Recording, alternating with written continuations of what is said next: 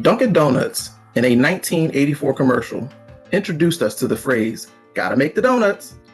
This phrase would soon become popularized in parts of American culture to mean time to get to work or somebody's got to do the work. This phrase, in its essence, emphasized the importance and necessity of the individual needing to work to make a living.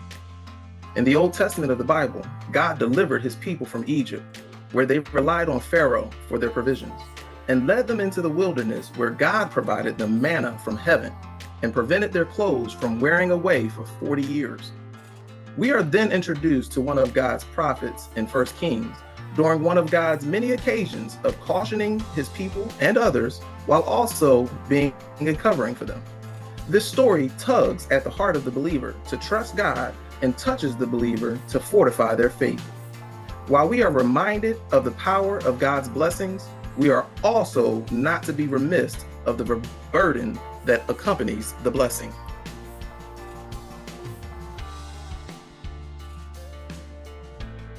Elijah, the Old Testament prophet, tells King Ahab of Israel on behalf of God that there will only be rain for the coming years according to his word. Elijah speaks this after God has called out the sins of Israel on account of King Baasha and his son Elah, and had them killed and overthrown by Zimri, who reigned only 7 days before he was overthrown by Omri, a captain of the army. Elijah makes this declaration to Ahab, the new king and son of Omri, who continued like his predecessors to disobey God and cause the people of Israel to continue in sin. Upon issuing this warning to King Ahab, God speaks to Elijah, instructing him to go first to a brook called Cherith, east of the Jordan River, and then to the house of a widowed woman. God commands ravens to feed Elijah while at the brook, and commands the widowed woman to feed Elijah while he is with her. God displays his power and authority as creator by using a scavenger bird prone to be more opportunistic in nature to care for Elijah by sharing food with Elijah.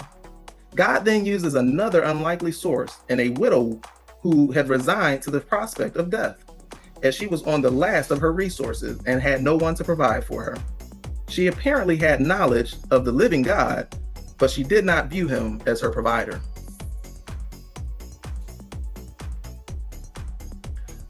Elijah instructs this widowed woman to give him some bread to eat. She informs him that she only has a handful of meal and a little oil that she planned to prepare for she and her son before they surrendered to the outlook of death. Elijah tells her to fear not, prepare what she has planned for she and her son, but prepare a little and give to him first. Elijah then declared on behalf of God that her barrel of meal and cruse of oil would not fail until God sent rain upon the earth. This is key because Elijah's statement suggests that he is waiting to hear from God on when it will rain again, which ties back to his statement to King Ahab. Elijah is in a space where he is totally reliant on God and is inclining his ear to hear from God on what the Lord wants him to do or say and where his provisions are coming from.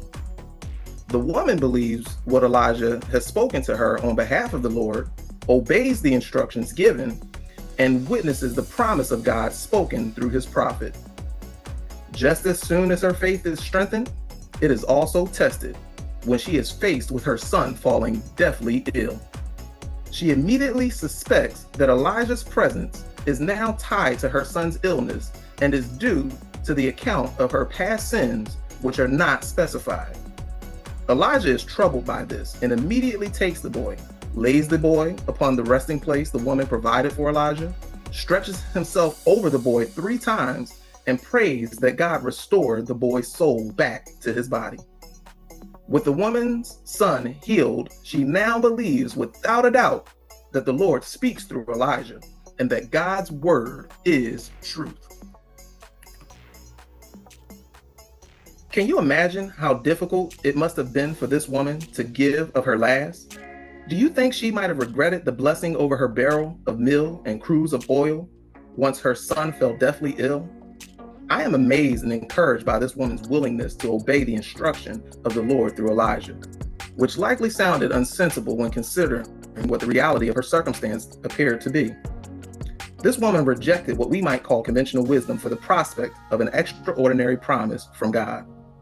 Oddly enough, there are many who fail to see an extraordinary prospect in the promises of God, but who somehow have faith in the earthly prospects of winning the lottery, becoming a professional athlete, or a famous star, and more specifically, the financial well-being these individuals are often believed to have. Whether we believe in luck, fortune, or God, one thing that many of us have in common is that we want the blessing without the burden. Some blindly embrace the burden of earthly prospects of success or blessing, denying that they've lost more than necessary along the way, while questioning the rationale of those who blindly embrace the burden of heavenly blessing, dismissing or minimizing their blessing, and more importantly, God's hand in the matter. Those who have had an encounter, a true encounter with God and his servants, embracing the blessing and enduring the burden, eventually adopt the same realization of God's truth as this widowed woman and become galvanized in their faith. When your faith is galvanized, you will not hesitate to praise and glorify God for his presence, provision, and power in your life, testifying of his goodness and mercy. Thank you for joining us for your 5-minute flow. Remember and don't forget, take action, embrace change, expect results, and share your story. Remember to like and subscribe if you desire to keep the flow.